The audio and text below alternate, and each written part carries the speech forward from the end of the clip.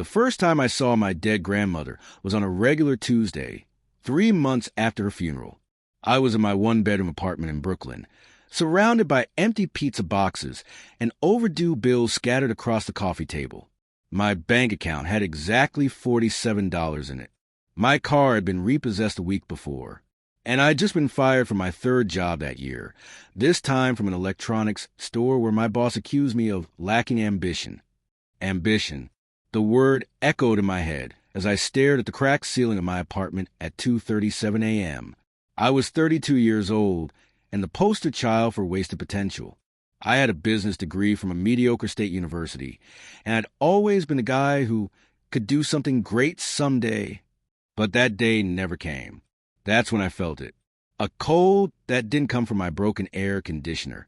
A cold that started at the base of my spine and climbed up like frozen fingers along my back. The kind of cold that makes you feel like you're not alone. I turned my head slowly to the left, and there she was. My grandmother Eleanor was sitting in a chair by the window, that old rocking chair I'd taken from her house after the funeral. She wore the same blue floral dress she'd been buried in.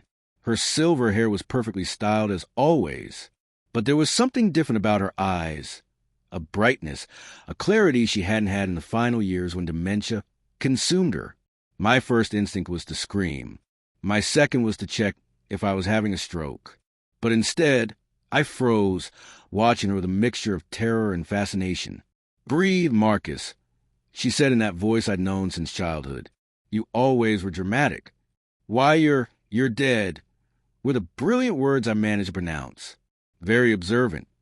She smiled in that way she used to smile when I stated the obvious as a child. But death is a relative concept, dear. And I don't have much time, so I need you to stop having a nervous breakdown and listen to me. I blinked several times, pinched my arm. Nothing changed. She was still there, transparent enough that I could see the outline of the window through her, but solid enough to look absolutely real. "This isn't happening," I muttered. "I'm having a breakdown." That's it. All the stress finally broke something in my brain. Marcus Daniel Foster. She used my full name, which always meant she was serious. "You're not crazy. I'm here, and I came because you're wasting your life in a way that would be comical if it weren't so tragic. That hurt more than it should have, especially coming from a ghostly apparition. Thanks for the support, Grandma." I responded with sarcasm, an automatic defense. "I didn't come to give support. I came to give you something I should have given you before I died, but the damn dementia wouldn't let me." She leaned forward, and for a moment, her form became more solid, more present. "I came to tell you a secret. The secret that transformed our family from poor immigrants into something more. The secret my father told me on his deathbed, and the secret that will make you richer than you ever imagined." My skepticism fought against my curiosity. "Grandma, with all due respect, you were a retired teacher. You lived in a modest house. You drove a '97 Civic. What kind of wealth secret could you—" "Exactly," she interrupted me. "And did you ever wonder how a public school teacher managed to pay for your entire college education? How I never had takeout loans? How I always had money saved for emergencies?" I opened my mouth, closed it. She was right. I'd never thought about that. "My bank account had little money because I never let money sit in obvious places," she continued. "I learned that from my father, who learned it from his father. Our family always knew how to make money grow in the shadows, away from the prying eyes of the government, jealous relatives, anyone who wanted a piece." "That sounds illegal," I said hesitantly. "It's not illegal to hide intelligence under layers of simplicity," she retorted. "And it's not illegal to use systems that already exist to multiply money when you know where to look. Marcus, there's a whole world of money circulating that ordinary people never see, not because it's secret, but because no one taught them to look." She paused, her transparent eyes fixed on mine. "I'm going to come back every night for 7 nights. Each night, I'll teach you one piece of the puzzle, one strategy, one truth that wealthy people know but never share. And if you follow exactly what I tell you, if you have the courage to do things differently than everyone around you, you'll be a millionaire within 3 years. Maybe less if you're as smart as I think you are. And if I don't believe you, I ask, though part of me was already believing, then you'll wake up tomorrow. Convince yourself this was a stress-induced hallucination and go back to your miserable life of working minimum wage jobs until you're 65, wondering what could have been. She stood up, her form beginning to fade. But I don't think you'll do that, because despite all your failures, Marcus, you've always been curious. And curiosity is the first step to wealth. Wait! I called out. What do I do now? What's the first step? She smiled, almost completely transparent now. Tomorrow, you're going to do something that will feel completely wrong. You're going to take that $47 in your account and spend it in a way that seems insane. I'll tell you how tomorrow night. For now, just remember this. The wealthy don't save money the way poor people do. They circulate it. They multiply it. They make it work. And then she was gone. I sat there in the darkness for another hour, my mind racing. Part of me was convinced I'd finally snapped. But another part, the part that remembered how Grandma Eleanor always had money for my birthday, for Christmas, for emergencies, despite living on a teacher's pension, that part wondered if maybe, just maybe, she was real. I didn't sleep that night. Instead, I did something I hadn't done in years. I researched. I Googled hidden wealth strategies, how the rich actually make money, financial systems most people don't know about. The rabbit hole went deep. Real estate trusts, tax liens, arbitrage, offshore accounts, cryptocurrency before it was mainstream, dozens of legal ways to make money that weren't taught in schools or talked about in polite company. By the time the sun rose, I had 17 browser tabs open and a notebook filled with questions. And I realized something. Grandma Eleanor was right. There was an entire world of financial opportunity I'd never even considered. Not because it was hidden, but because I'd never been taught to look for it. That evening, I cleaned my apartment for the first time in weeks. I showered. I shaved. I made coffee and sat in that rocking chair, waiting. At exactly 2:37 a.m., the cold returned. And so did she. You waited, she said, materializing in the rocking chair with that same ethereal glow. Good. That tells me you're serious. I leaned forward, notebook in hand. I researched all night. Tax liens, REITs, arbitrage, cryptocurrency. There are dozens of ways to make money that nobody talks about. Which one is a secret? Grandma Eleanor laughed, a sound that echoed slightly, as if coming from far away. Oh, Marcus, you think it's about finding one magic strategy? That's exactly the problem. You're still thinking like a poor person. The word stung, but I bit back my defensive response. Then what is it? The first lesson isn't about how to make money, she said, her eyes piercing through me. It's about how to think about money. And the very first thing you need to understand is this. Money is not a resource to be saved. Money is a tool to be used. She gestured to the notebook in my hands. Every single strategy you wrote down last night works. Crypto made people millions. Real estate makes people millions. Tax liens, businesses, stocks, they all work. But you know what the real secret is? The reason why most people stay poor even when they know about these opportunities. I shook my head. Fear, she said simply. Fear disguised as responsibility. Fear disguised as prudence. Fear disguised as being smart with money. Your mother, my daughter, she has the same disease. She saves every penny, clips every coupon, and will retire with maybe $200,000 if she's lucky after working her entire life. And she'll think she did the right thing. But saving is good, I protested. Every financial advisor says. Every financial advisor who works for banks that make money by lending out your savings. Grandma interrupted. Marcus, who do you think teaches people to save? Banks. Who benefits when you keep your money sitting still? Banks. They lend your $10,000 to 10 different people and make money on it while paying you 0.5% interest. They use your money as a tool, but they taught you to use it as a security blanket. My mind raced. So you're saying I shouldn't save? I'm saying you need to understand the difference between dead money and working money. She leaned back, the chair not actually rocking, but giving the impression of movement. When I was 25, I had $500 saved from teaching. My father told me what I'm about to tell you. He said, "Eleanor, that money is dying in your drawer. Put it to work or watch it slowly lose value." So I took $400 of it, money I couldn't really afford to lose, and I did something crazy. What did you do? I bought a lien on a property. Do you know what a tax lien is? It's when someone doesn't pay their property taxes and the government sells the debt to investors. I said, grateful for last night's research. Exactly. And what happens to that investment?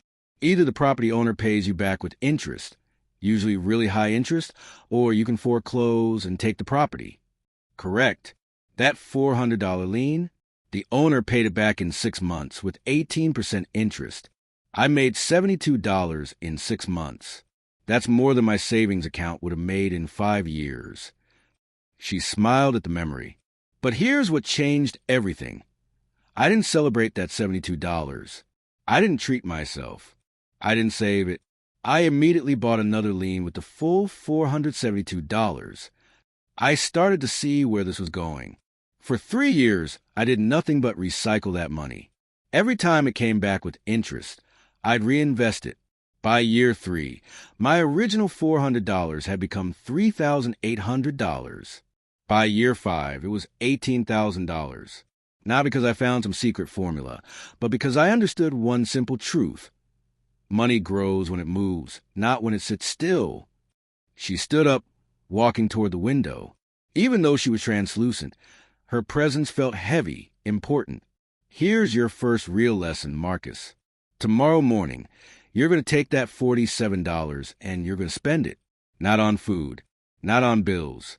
You're going to invest it in something that makes it work for you.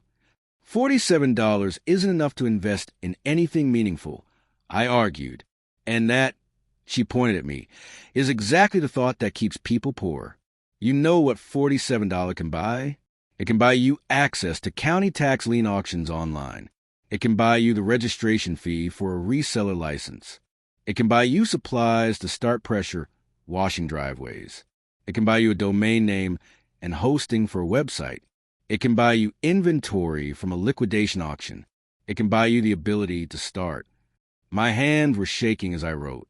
But what if I lose it? That's literally all I have. Then you'll still have more than you do now, she said firmly. Because right now, that $47 is just a number. It's not growing. It's not working. It's not doing anything except making you feel slightly less desperate. In a month, inflation will make it worth $46.80. In a year, it'll be worth $45. It's dying, Marcus. Slowly but surely. She moved closer, and I could feel that supernatural cold radiating from her. But if you invest it, even if you lose every penny, you'll have gained something worth more than $47. You'll have gained the experience of investing. You'll have learned what works and what doesn't. You'll have broken the psychological barrier that keeps poor people poor.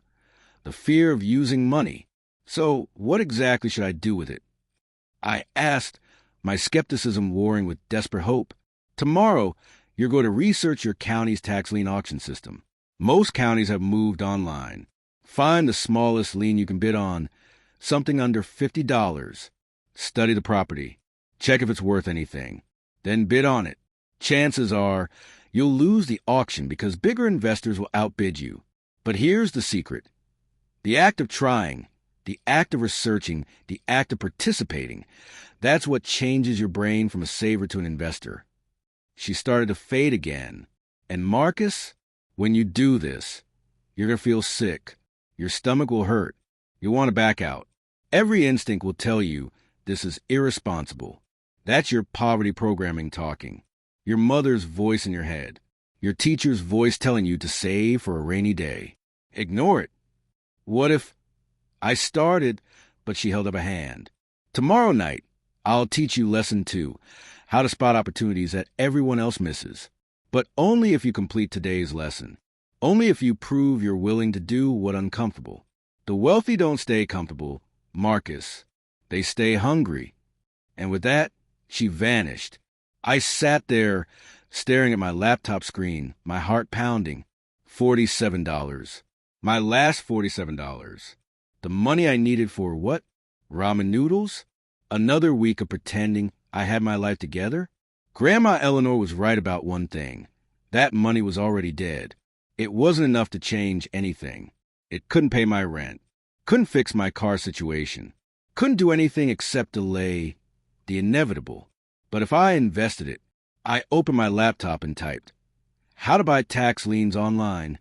The first result was my county's treasurer website. They had an online auction system. Active liens starting at $35. My hands trembled as I created an account. The registration was free. I could browse available liens without committing to anything. I spent the next 4 hours researching.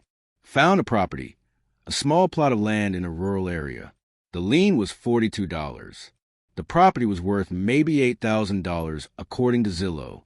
If the owner didn't pay, I could potentially foreclose for a total cost of maybe $500 in fees and own an $8,000 property. But more likely, the owner would pay and I'd get my $42 back plus 12% annual interest, prorated monthly. The auction was tomorrow at 10 a.m. I barely slept. When morning came, I sat in front of my computer at 9:55 a.m., my finger hovering over the keyboard. My account showed $47. The voice in my head screamed at me, "This is stupid. This is your last money. You need this for food. What if something comes up? What if there's an emergency?" But I heard Grandma Eleanor's voice too. Money grows when it moves. At 10 a.m., I clicked place bid, $42. For 3 minutes, I was the highest bidder. My heart raced. Then someone outbid me, $1.48. Someone else, $52. Within 5 minutes, the lien sold for $67. I had lost. I sat back, feeling strangely relieved and disappointed at the same time. I still had my $47. I was safe, but I wasn't satisfied. I looked at the other auctions, found another property. Lien amount, $38. Started bidding. This time I won. The confirmation email arrived at 10:17 a.m. Congratulations! You have successfully purchased tax lien certificate number 7382 for $38. Payment due within 24 hours. I stared at the screen. My bank account now showed $9. I had just spent 81% of my money on a piece of paper that represented a debt on a property I'd never seen, owned by someone I'd never met, in a town I'd never visited. I felt sick and exhilarated and terrified and more alive than I'd felt in years. That day was the longest of my life. I checked my email every 15 minutes, expecting some kind of confirmation or instruction about my tax lien purchase. Nothing came except the payment confirmation. I had $9 left in my account, no job, and I just gambled on a piece of paper I didn't fully understand. By 2:37 a.m., I was pacing my apartment. When the cold arrived, I practically lunged at the rocking chair. "I did it," I said before she could fully materialize. I bought the lien. I spent the money. Now what? Grandma Eleanor smiled as she appeared, looking more solid than before. "Now you wait. That lien will either pay off in 6 to 12 months, or you'll foreclose and own the property. Either way, you've started the process. But that's not why I'm here tonight." She settled into the chair, her ghostly form catching the moonlight from the window. "Tonight's lesson is about seeing what others don't see. It's about opportunities hiding in plain sight." She gestured around my shabby apartment. "Tell me, Marcus, what do you see when you look around this room?" I glance around. A mess. Cheap furniture. A crappy apartment I can barely afford even though the rent is only $950 a month. Exactly. You see problems. You see lack. You see limitation. Her eyes narrowed. "But do you know what I see? I see dozens of opportunities you're completely blind to." "Like what?" "Like the fact that you're complaining about $950 rent when you could be house hacking. Do you know what house hacking is?" I shook my head. It's when you rent a property with multiple bedrooms, live in one, and rent out the others. Or you rent a property with a basement or garage and sublease it. Your rent gets paid by others while you live essentially free. She pointed to the wall. There are 3-bedroom apartments in this building, aren't there? I saw them when I visited you that one time. Yeah, they go for about $1,800. And if you rented one and found 2 roommates paying $700 each, what would you pay? I did the math. $1,400 income minus $1,800 rent. I'd be paying $400 instead of $950. You'd save $550 a month.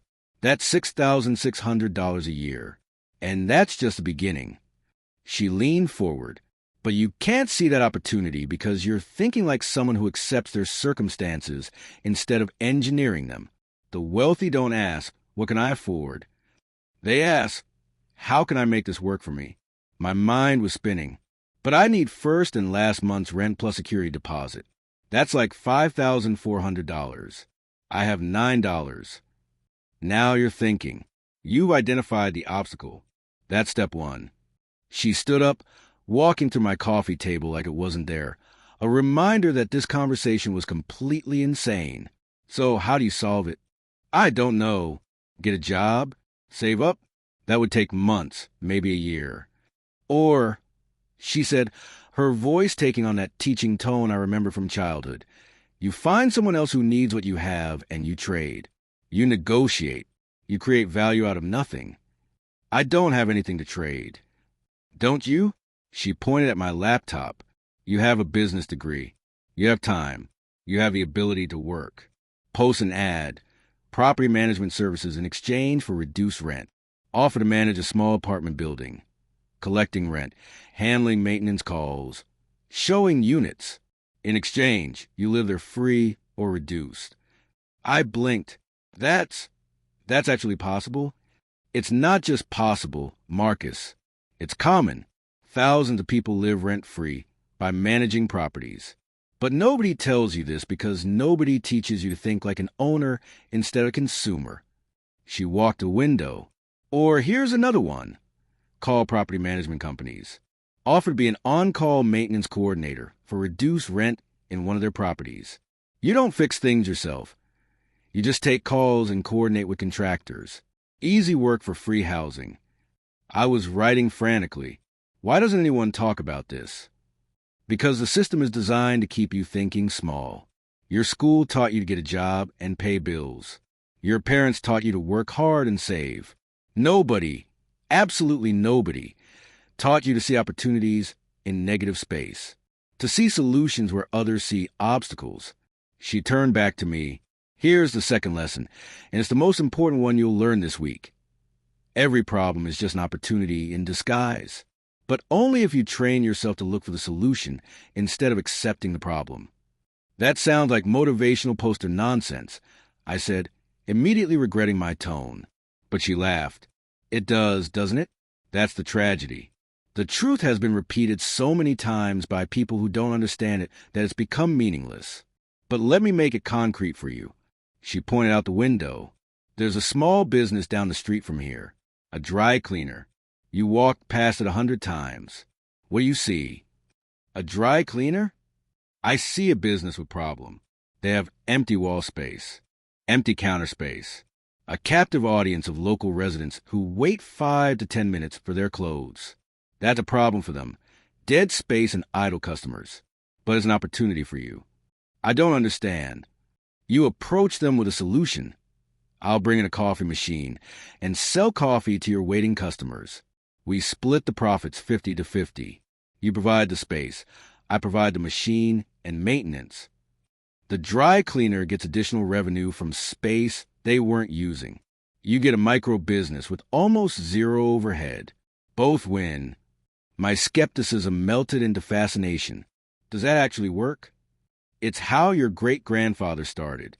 He put newspaper stands in barbershops, took 20% of the sales, gave 10% to the barber, kept 10% for himself. He had 15 barbershops within a year. Never owned a single shop, but made more money than all of them combined. She moved closer, and I could feel that unnatural cold. This is how the wealthy think. Marcus, they don't see the world as it is. They see it as it could be reconfigured. Every empty space is potential revenue. Every problem someone else has is an opportunity to create value and take a cut.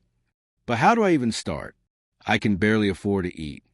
Your third night lesson will be about leverage, using other people's resources. But tonight, your homework is simple. I want you to walk around your neighborhood tomorrow and identify 10 opportunities, 10 problems that could be solutions, 10 empty spaces that could generate money. Don't solve them yet. Just see them. That's it. That's everything, she corrected. Because once you start seeing opportunities, you can't unsee them. Your brain will be permanently rewired. You'll walk down the street and see money everywhere, money that's invisible to everyone else. She started to fade. And Marcus, that tax lien you bought, check the property records. Look up the owner. In 3 days, send them a polite letter offering to release the lien if they pay you back with 20% interest instead of the standard 12%. Some will say no, but some will say yes to avoid the hassle of dealing with the county. You just learned negotiation before you even knew you were learning it. Wait, I can do that? Just negotiate directly? You can do anything that's not explicitly illegal. That's the secret wealthy people know. The rules everyone follows are just suggestions, guidelines. The law is what matters, and the law leaves enormous room for creativity. Her smile was fading along with her form. Tomorrow night, Lesson 3, how to leverage other people's time, money, and resources to build wealth without having any of your own. And she was gone. I didn't sleep again. Instead, I walked my neighborhood at 4 a.m. with a notebook. The 24-hour laundromat, walls covered with old posters, but empty bulletin board space. Opportunity. Rent the bulletin board space to local businesses for advertising. The corner bodega. Cramped aisles, inventory stacked inefficiently. Opportunity. Offer inventory management consulting in exchange for free groceries. The bus stop. 15 people waiting every morning. Opportunity. Sell coffee and breakfast sandwiches from a cart. The parking lot. Half empty during business hours. Opportunity. Sublease spaces by the hour for overflow parking. By the time the sun rose, I had 17 opportunities written down. 17 ways to make money I'd never seen before, even though I'd walked past these places hundreds of times. Grandma Eleanor was right. Once you start seeing opportunities, you can't stop. I spent the day researching each one. By evening, I'd narrowed it down to 3 viable options I could start with almost no money. The first, approaching the laundromat about bulletin board advertising space. The second, offering to coordinate maintenance calls for a property management company in exchange for reduced rent. The third, starting a simple pressure washing service with equipment I could rent by the day. For the first time in months, maybe years, I felt something I'd almost forgotten. Hope. Not the desperate, lottery ticket hope of poor people, but the calculated, strategic hope of someone who finally understood how the game actually worked. I had $9 in my account. No job, no car, no safety net. But I had something more valuable. I was beginning to see the world differently, and that I was learning was worth more than any amount of money in the bank. The third night, I was ready before she arrived. I had my notebook open, 3 business plans sketched out, and a list of questions that couldn't wait. When the cold came at 2:37 a.m., I was already talking. I contacted the laundromat owner. He said yes to the bulletin board idea, wants 60% of the revenue, but I negotiated down to 50-50. I called 6 property management companies. 2 hung up on me. 3 said no, but 1 wants to meet on Friday about a maintenance coordinator position with reduced rent. And I... Breathe, Marcus, Grandma Eleanor said, appearing with what looked like pride in her translucent eyes. You're learning faster than I expected. I can't stop seeing opportunities. It's like you open a door in my brain, and now everything looks different. I gestured frantically at my notes. But I have a problem. Even with these ideas, I need money to start. The bulletin board needs to be refurbished. The pressure washing needs equipment rental. I still only have $9. How do I? Leverage, she interrupted, settling into her chair. Tonight's lesson is the one that separates the wealthy from everyone else. It's about using resources you don't own to create wealth you do own. She looked different tonight, more solid, more present, as if teaching me was somehow strengthening her connection to this world. Tell me, Marcus, why do you think rich people get richer while poor people stay poor? Because they have money to invest? Wrong. It's because they understand leverage. They know how to use other people's money, other people's time, other people's resources, and other people's expertise to multiply their own efforts. She pointed at my notebook. Your bulletin board idea. You're thinking you need to pay to refurbish it, right? Yeah, probably $200 to $300 for materials and... Stop. That's poor thinking. Here's rich thinking. You approach 5 local businesses. You say, I have exclusive advertising space in a high-traffic laundromat. $50 per month per business, 3-month minimum. But if you pay up front, you get the first month free. That's $150 per business, times 5 businesses. That's $750 up front.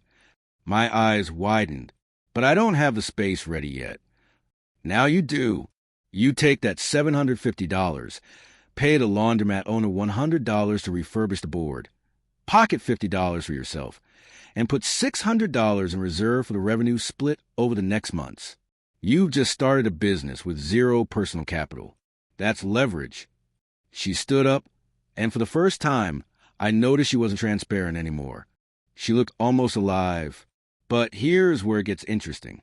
After 3 months, those businesses renew, or they don't, but you've learned what works. You take your profits and you scale. You approach 10 more laundromats, 20, 50. You don't own any of them, but you make money from all of them. You've leveraged their space, their foot traffic, their infrastructure. That's actually brilliant. I whispered. It's not brilliant. It's basic. Every wealthy person knows this.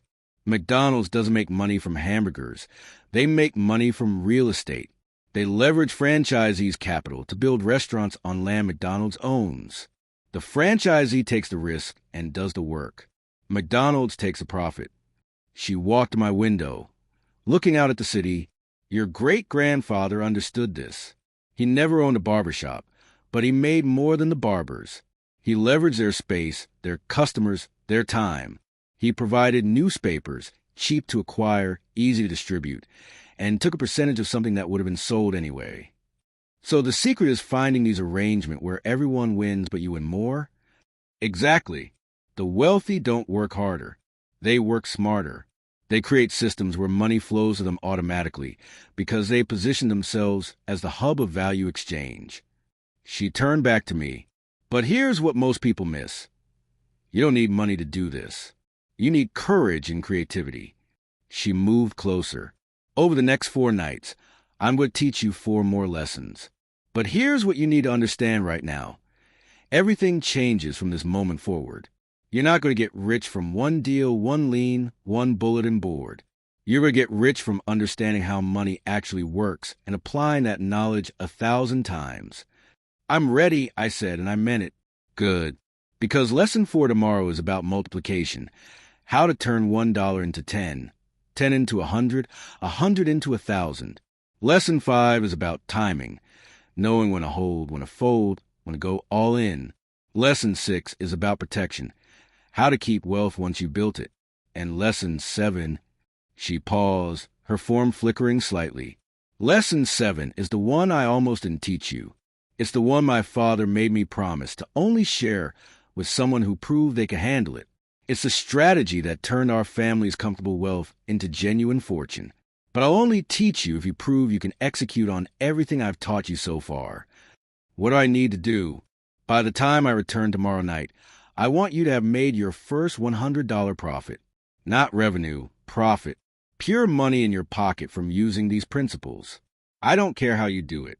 Bulletin board, property management, pressure washing, arbitrage, flipping something, whatever. But show me you can turn knowledge into action, into money. My stomach dropped. $100 profit in one day with $9 in my account. Yes, and Marcus, her form was fading faster tonight. If you can't do this, we stop here. I'll have taught you more than most people ever learn, but you won't be ready for what comes next. The final 3 lessons are dangerous. They require someone who can execute under pressure, think creatively under constraint, and move fast when opportunity appears. Wait, dangerous how? Not illegal, not unethical, but intense. The strategies that create real wealth aren't gentle. They require you to see opportunities others miss and act before they wake up to them. They require you to take risks that look insane to everyone else. They require you to trust yourself more than you trust conventional wisdom. She was almost completely gone now. You have 24 hours. Make $100 profit using nothing but what I taught you. Do that, and I'll show you how to make your first million. And then she vanished. I sat there, my heart pounding. $100 profit in one day with $9. It was impossible. Except it wasn't. Not if I applied everything she'd taught me. I looked at my notebook, the opportunities I'd identified, the leverage strategies she'd explained, the mindset shifts about seeing problems as solutions. I grabbed my laptop and started planning. By 4 a.m., I had a strategy. It was crazy. It was uncomfortable. It required me to be bolder than I'd ever been in my life. But it might just work. At 6 a.m., I left my apartment with a printed flyer I designed on my laptop. It read, Property Maintenance Coordination, First Month Free Trial. I hit every small apartment building in a 5-block radius. 23 buildings. Left flyers with superintendents, property managers, landlords. My pitch was simple. I'll handle all your maintenance call coordination for 30 days free. You pay nothing. After 30 days, if you like my service, it's $200 per month. If you don't, you walk away with free service and no obligation. By 2 p.m., I had 3 property managers interested. 1 signed immediately. Not for the free trial, but for the paid service, $200 per month, starting immediately, paid up front. I had just made $200, but I wasn't done. I took $50 of that and went to a restaurant supply liquidation warehouse. Found commercial-grade cleaning supplies they were clearing out. Bought $50 worth at deep discount. Probably $300 worth of retail value. Posted an ad online. Professional cleaning supplies, 50% off retail. Within 3 hours, I'd sold it all for $140. That's $90 profit from the flip, plus $200 from the property management contract, minus my initial $50 investment. Total profit, $240. By the time 2:37 a.m. rolled around, I was exhausted, exhilarated, and terrified. The cold came. Grandma Eleanor appeared, and this time she was completely solid. She looked alive. Real. You did it, she said, and her smile was radiant. You made $240 in one day with $9 in capital. Do you understand what that means? I actually did it. You proved you can execute. You proved you can think creatively. You proved you can take calculated risks. She sat down, looking more present than ever before. Most people can't do what you just did, not because they're not smart enough, but because they're too afraid to try. You weren't. So what happens now? Now, she said, leaning forward with intensity in her eyes, I teach you the dangerous lessons, the strategies that create real wealth. Starting tomorrow, how to multiply money exponentially using strategies most people never discover. Are you ready? I thought about my life a week ago. Broke, fired, hopeless, convinced I was a failure. Now I had $249 in my account, a $200 per month client, practical knowledge I'd never learned in business school, and a completely different way of seeing the world. I'm ready, I said. She smiled, her form beginning to fade even though it was still solid. Good, because the next 4 nights are going to change everything. By the time I'm done, you'll know exactly how to turn that $249 into $17 million. Wait, is that how much you actually made? $17 million. Her smile widened. No, Marcus, that's how much you're going to make. I only made $8 million before I died. But you're starting younger, in a better economy, with technology one never had. You're going to double what I did. But you live like a normal teacher. Where did the $8 million go? That, she said as she faded completely, is lesson 6. How to keep wealth invisible. How to stay hidden while you grow. How to protect what you build from everyone who will want a piece of it. And then she was gone, leaving me alone in my apartment with $249, a new client, and the absolute certainty that my life would never be the same. Over the next 3 nights, Grandma Eleanor taught me everything. Multiplication strategies using arbitrage and compounding. Timing mechanisms for knowing when markets would move. Protection protocols for building wealth quietly. And finally, on the 7th night, the secret strategy that had made my family wealthy for 3 generations. I can't tell you what that final strategy was. Not because it's illegal, but because it only works when few people know it. Let's just say it involved understanding patterns in municipal bonds and tax code that created wealth opportunities invisible to 99.9% of investors. But I can tell you this. 3 years later, I hit $17 million in net worth. 5 years later, I crossed $30 million. And now, 10 years after that first night, when my dead grandmother appeared in my apartment, I manage a portfolio worth over $100 million. I still live modestly. I still drive a normal car. Most people who meet me have no idea I'm wealthy. Because lesson 6 wasn't just about protection. It was about understanding that wealth isn't about showing off. It's about freedom, options, security, the ability to help others without asking permission. My grandmother came back every night for 7 nights to reveal secrets that changed my life. She couldn't stay longer. Apparently, the dead have rules about these things. But she didn't need to. 7 nights was enough to reprogram everything I thought I knew about money. Sometimes I sit in that old rocking chair, the one she appeared in, and wonder if it was real, if she was actually there, or if I had a stress-induced breakdown that happened to manifest as productive delusion.